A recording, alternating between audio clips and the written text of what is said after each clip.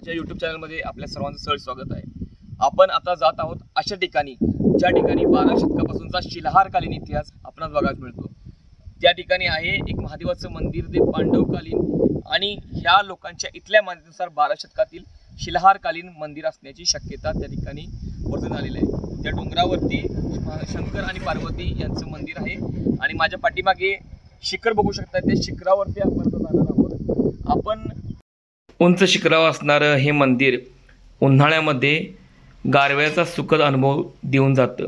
या मंदिराला आपण आपल्या या उन्हाळ्याच्या सुट्टीमध्ये एकदा तरी भेट दिलीच पाहिजे। दरमदल करत आपण आता सातेरी डोंगराच्या पायथ्याशी असणाऱ्या या ठिकाणी पोहोचलो आहोत। पाठीमागे डोंगर बघू शकताय। या बोर्डवर ह्या डोंगरावर आपल्याला जायचं आहे। इथून 1 किलोमीटरवरती उजव्या बाजूस सातेरी महादेवाचं मंदिर आहे। पुढे आपण चुकू नये यासाठी त्या ठिकाणी दिशादर्शक बोर्ड देखील आहे आणि आपल्याला त्या ठिकाणी जायचं आहे। त्या ठिकाणी तर मंदिर आहे आणि वळणावळणाच्या रस्त्यावरून आता सातेरी महादेवाच्या मंदिराजवळ जाणार आहोत। आता आपण जे सातेरी मंदिर आहे त्या सातेरी मंदिराच्या पायथ्याशी असणाऱ्या सातेरी ह्या देवीच्या मंदिरामध्ये सातेरी महादेवाच्या मंदिराकडे जाताना आपल्याला सर्वप्रथम याच मंदिरात जाता येते। तर एकंदरीत ह्या मंदिरात सुरू होते बघू शकता तांदळासोबत या ठिकाणी देवीची पूजा ही केलेली आपल्याला दिसून येते। या ठिकाणी देवीचा मुख्य तांदळा आपण बघू शकतोय आणि तांदळासोबत ह्या देवीची या ठिकाणी पूजा केलेली आहे। त्याचबरोबर पाठीमागे इथे बघू शकताय देवीला नवसाने वाहलेल्या ज्या वाहनं आहेत, नवसपूर्णाला वाहनाच्या व्हायची पद्धत ती अनुसार या ठिकाणी वाहन आपल्याला बघायला मिळतात। तर या ठिकाणी तांदळासरोवरमध्ये ह्या देवीची पूजा या ठिकाणी केलेली आहे। आपण आता या मुख्य गाभाऱ्यामध्ये बसलेलो आहोत आणि या ठिकाणी असं म्हणतात की या गावातल्या पाटलांच्या 7 मुली या ठिकाणी असणाऱ्या अरण्यामध्ये गायब झाल्या होत्या, त्यामुळे या ठिकाणाला सातेरी असं हे नाव पडलेलं आहे, अशी या ठिकाणची आख्यायिका आहे। पांडव कालापासून या ठिकाणचा इतिहास आपल्याला बऱ्याच गोष्टी शिकवतो। तसेच मंदिराच्या भोवती असणाऱ्या वेरगळे देखील शिलाहारकालीन राजवटीची आपल्याला साक्ष देतात। आपण मनमोहक रूप देवीचं ठिकाणी आपण आता ह्या पायथ्याशी असणाऱ्या सातेरी देवीच्या मंदिरामध्ये बघू शकतो। सातेरी मंदिराला लागूनच शंभू महादेवाच्या मंदिराकडे जाणारा रस्ता आहे, अत्यंत खडा चढाईचा रस्ता। आता या ठिकाणी रस्त्याचे काम सुरू आहे। आपण येऊन पोहोचलो आहोत सातेरी डोंगरावरील महादेव मंदिराच्या पायथ्याशी। जर राजवट बघायला गेले तर ते असेल राष्ट्रकूट शिलाहारकालीन। या शिलाहारकालीन राजवटीमध्ये बांधण्यात आलेलं आहे हे मंदिर। आणि जर आख्यायिका मानलं गेलं तर पांडवकालीन। या 2 आख्यायिकांचा आणि राजवटींचा संबंध असलेलं हे अत्यंत सुंदर असं मंदिर बघणार आहोत। त्याच्या आधी आपण या ठिकाणी बघू शकता की अत्यंत सुंदर अशा निसर्गाच्या सानिध्यामध्ये वसलेलं हे मंदिर आहे। कोल्हापूर जिल्ह्यातील सर्वात उंच ठिकाण किंवा शिखर म्हणून देखील या शिखराची नोंद आहे। या ठिकाणी पावसाळ्यामध्ये तसेच हिवाळ्यामध्ये आल्हाददायक वातावरण असते आणि ह्या वातावरणाचा लाभ घेण्यासाठी तुम्ही या ठिकाणी नक्की भेट दिली पाहिजे। तर चला आपण त्या मंदिराकडे जाऊयात। पायऱ्यांच्या या मार्गाने आपल्याला त्या मंदिराकडे जायचं आहे। त्याच्या आधी तुम्हाला पांडवकालीन मंदिर असल्याची खूण दाखवणार आहे। खूण नेमकी काय तर ते आपण बघूयात। चला, तुम्हाला सांगितलं होतं की ह्या मंदिराच्या पायथ्याशी मी एक शॉर्ट व्हिडिओ देखील केला होता। त्या शॉर्ट व्हिडिओ देखील मी तुम्हाला सांगितलं आहे एक भुयार आहे। ते भुयार कोणत्या प्रकारचं आहे ते बघणार आहोत। मी म्हणजे कॅमेरामॅनला विनंती करतो या ठिकाणी यावं। अशा पद्धतीनं भुयार या ठिकाणी आहे आणि ह्या ठिकाणी ही लोक स्थानिक लोक या ठिकाणी याला पांडवांची विहीर असं म्हणतात। पण ही भुयार कोणत्या पद्धतीचं आपण बघू शकताय।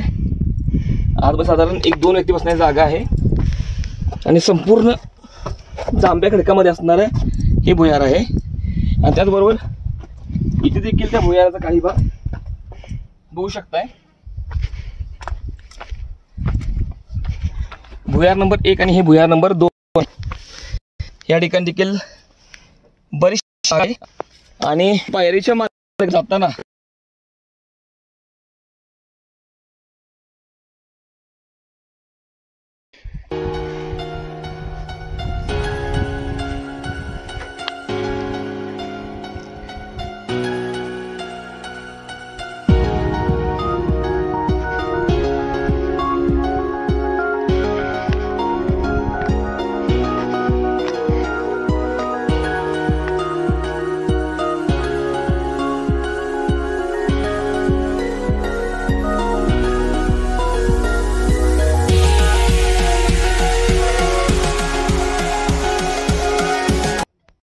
त्याचप्रमाणे ह्या ठिकाणचे आख्यायिक असणारं पांडवकालीन मंदिर म्हणून ह्या मंदिराची ओळख आहे। त्याचबरोबर शिलाहारकालीन राजवटीमध्ये असणारं बीड गाव, जे आता आपण थोड्याच वेळात बघणार आहोत। पुढच्या ब्लॉगमध्ये आपण त्या बीड गावाचा देखील व्हिडिओ बघू। तर त्या बीड गावामध्ये देखील शिलाहारकालीन राजवट त्यावेळी होती, त्याच काळातलं बनलं गेलं असावं असं हे मंदिर ह्या लोकांची मान्यता आहे। त्याचबरोबर पांडवकालीन रचना किंवा पांडवकालीन खुणा देखील या ठिकाणी पाहावयास मिळतात। या दोन आख्यायिकांमध्ये पांडवकालीन तर राजवटीमध्ये शिलाहारकालीन अशा दोन राजवटींचा संगम असणारं मंदिर म्हणजे हे सातेरी महादेव मंदिर। या ठिकाणी पाठीमागच्या बाजूस सती पार्वती मातेचं मंदिर आहे आणि पुढील बाजूस शंभू महादेवाचं मंदिर आहे, जे की ह्या शिवपिंडीच्या आकारामध्ये असणारं वैशिष्ट्यपूर्ण या मंदिरामध्ये ही पिंडी स्थित आहे। या ठिकाणी हजारो भाविक दरवर्षी दर्शनासाठी येत असतात। हिवाळा आणि पावसाळ्यामध्ये या ठिकाणचं वातावरण हे अत्यंत आल्हाददायक असतं आणि त्या वातावरणाचा आनंद घेण्यासाठी देखील लाखो पर्यटक या ठिकाणी भेट देतात।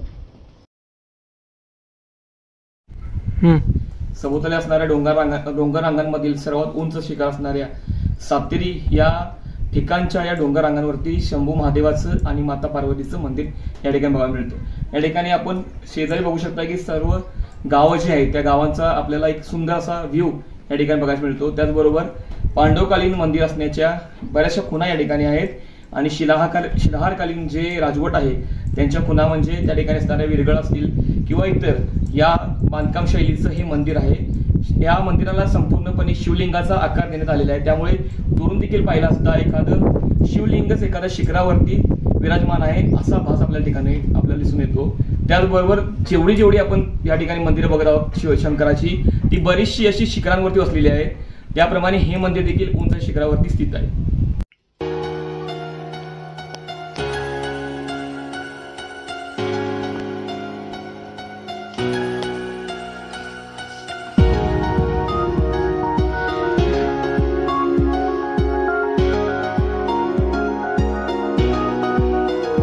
ज्याप्रमाणे सातेरी डोंगरावरचा शंभू महादेव आहे, तिथंच जगदंबेचं देखील स्थान आपणास पाहावयास मिळतं। जसं बघायला गेलं तर शिवलिंगाची आकृती किंवा शिवलिंगाचे प्रतिमा असणारे मंदिर आहे। लिंग स्वरूपातील जी आकार आहे त्याच्यामध्ये महादेवाचं तर पुढे जी साळुंगी आपण ज्याला म्हणतो त्यामध्ये त्या ठिकाणी हे जगदंबेचं आई जगदंबेचं मंदिर या ठिकाणी आहे। या संपूर्ण भागामध्ये आई जगदंबेची मंदिरं बऱ्याच ठिकाणी आपल्याला पाहायला मिळतात। गावोगावी अंबाबाई या रूपामध्ये, भवानी माता या रूपामध्ये, आदिशक्ती जगदंबा माता या ठिकाणी विराजमान आहे। आणि या सर्वोच्च शिखरावर देखील शंभू महादेवाच्या पिछाडीस असणारे या ठिकाणी आई जगदंबेची मनमोहक मूर्ती या ठिकाणी बघू शकताय। या ठिकाणी ही सुंदर मूर्तीने पाठीमागे केलेलं आहे चित्रांकन देखील अत्यंत सुंदर आहे आणि या ठिकाणचं वातावरण अत्यंत थंड आहे, मनाला शांतता लाभणार आहे आणि या ठिकाणी आपण नक्की यावं आणि या दोन्ही मंदिरांचं दर्शन घ्यावं।